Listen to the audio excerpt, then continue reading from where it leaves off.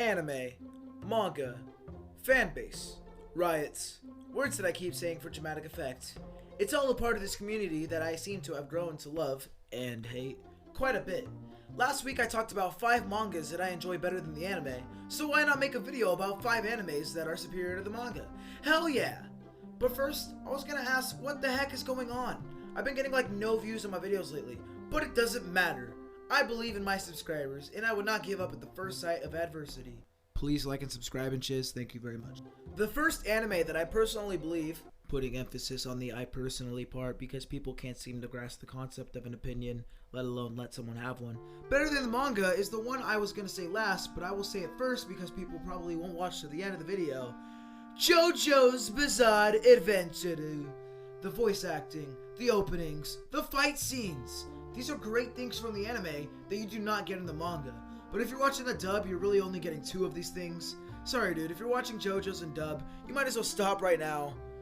Open Netflix or wherever you watch JoJo's. Change to sub. But before you even start it, rethink your life because why were you watching dub in the first place? And then watch the sub and realize how much better JoJo's is in the original language. All of the music in JoJo's also truly captures the feel of each character. I honestly believe that there is no bad JoJo's openings, themes, or endings. We all know that the best are Bloody Stream and the Oingo Boingo, but shout out to Trader's Requiem. That shit's was dope. Another anime that I think is better than the manga would be Dragon Ball.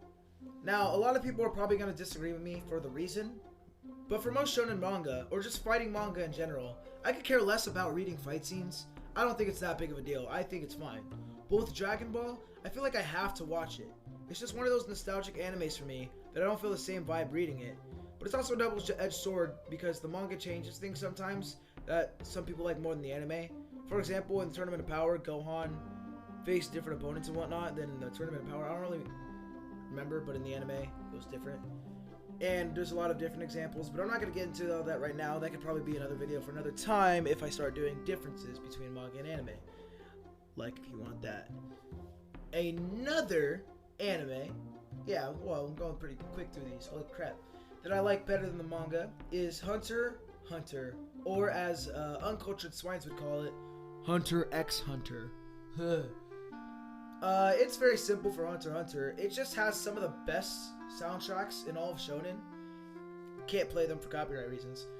The pedophilia voice acting that comes with Hisoka and the nightmares I've had hearing the word Bungie whispered into my ear only came to light because of the voice actor in the anime. Can't get that in the manga. But the real debate should not be between manga or anime anyways. No.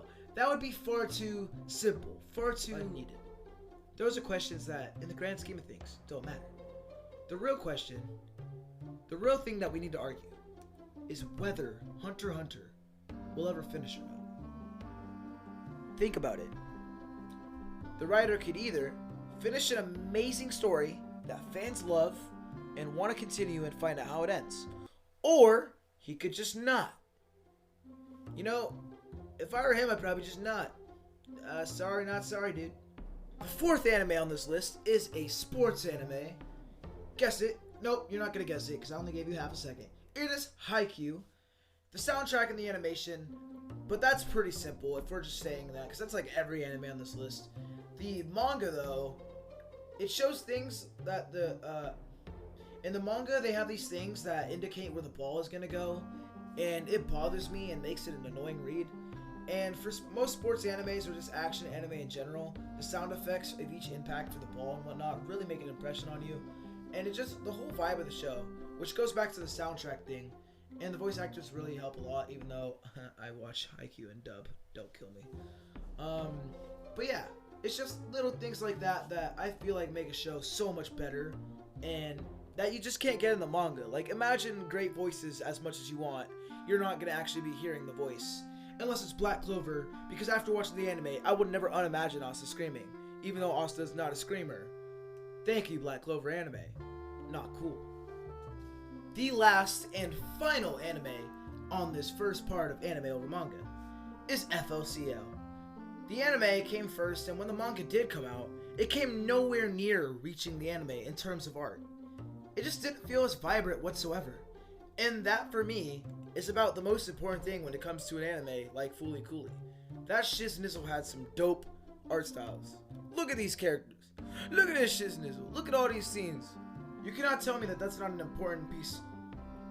Anyone who's watched Fooly Cooly would know that that is an important thing. Or at least in my opinion it is. And in the manga, it's still fine, I guess, but it's just not the same. Not gonna lie though. That's really the only complaint I have for the Fooly Cooly manga, as I didn't even end up reading it all. Now, even though we're done with the main point of this video, I wanted to go back to the first anime that I talked about with JoJo's Bizarre Freaking Adventure. This doesn't have to do with the rest of it, but I need to go on a little rant. Now, everyone knows that the My Hero fanbase is terrible, and notoriously because of the ships. Little did I know, this happens to a lot of other animes when you get deeper into the fandom, and it happens in the JoJo's community too. I don't even look for this. I'm just scrolling through my Instagram recommended, and since I like JoJo's, they think I'll like Jotaro kissing Kakyoin and giving him the star finger, or Giorno giving Abakio a golden experience, or they'll think for some weird reason in God's beautiful green earth that I want to see an art of Caesar blowing Joseph's bubbles. I am going to try and say this in the nicest way possible. Stop fudging shipping characters that are clearly not interested in the same sex with the same sex. Shit is fudging annoying, dude. Jotaro had a goddamn daughter, meaning he pip-pipped the diddly-doo with a woman to make her, yet you guys still think he is in love with Kakyoin. At least make it admirable for diversity or something.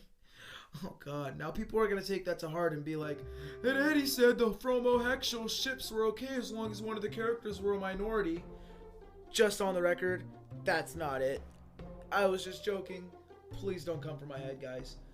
Now, speaking of ships, with ships come fanfictions. Fanfictions is a fan's fiction of characters, which can just be a normal story, or it could be romanticized, or sexualized, or just about anything. And I brought this up not to talk shit about them, but to plug my very own fanfiction. On every Friday, I'm going to be doing a new series called Fanfic Friday, where I either do a really wholesome fanfic on characters that we all love and want to ship together, or I will be doing notorious ships in my fanfics that'll be very unexpected and gross and terrible, that'll probably get my channel deleted, but it'll be fun while it lasts. So if you want to check that out, make sure to subscrizzle. Also, check out my boy Smudge's video from yesterday. That shiznizle was on Broly from Dragon Ball Super, and he was talking about what he thinks they could do with him in the future if they inevitably decide to bring him back. I know he was mentioned in the manga, so technically speaking, he is very, very, very canon now. But yeah, that video was pretty dope. Check that out. And tomorrow, check out my boy Dr. D's new video. Only shouting him out because he's my boy. Same with Smudge. And he's on the podcast, so, you know, they're on the podcast, they're my boys, they get that treatment. But Friday, obviously, check out my Fanfic Friday. And Saturday, check out the Weeb Warudo podcast, because that shiznizle is always going to be dope. This Saturday, we are going to have a really good podcast for you guys. It is ranking John's top 16 animes, and pretty much talking shit about all of his favorite animes. And then Sunday, I'm going to do the weekly update again, and hope it gets more views than last week, because I only got like 6 views. That was terrible. Absolutely despicable. Thank you guys for watching, and have a good day. Excuse me, but I'm going to be adding a bunch of extra seconds of me just talking because I don't have an intro and I need to have 10 minutes or above to make this video more likely to be seen by a bunch of YouTube subscribers.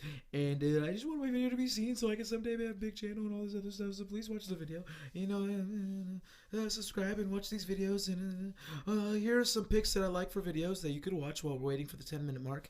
That one's pretty cool. Questionable fetishes. And, you know, my last video, the 5 mangas over anime. This is pretty cool. So, thank you for watching. I hope I'm at over 10 minutes by now. If not, I'm going to put a random meme starting in about 10 seconds until it is past the 10-minute mark because I need the extra.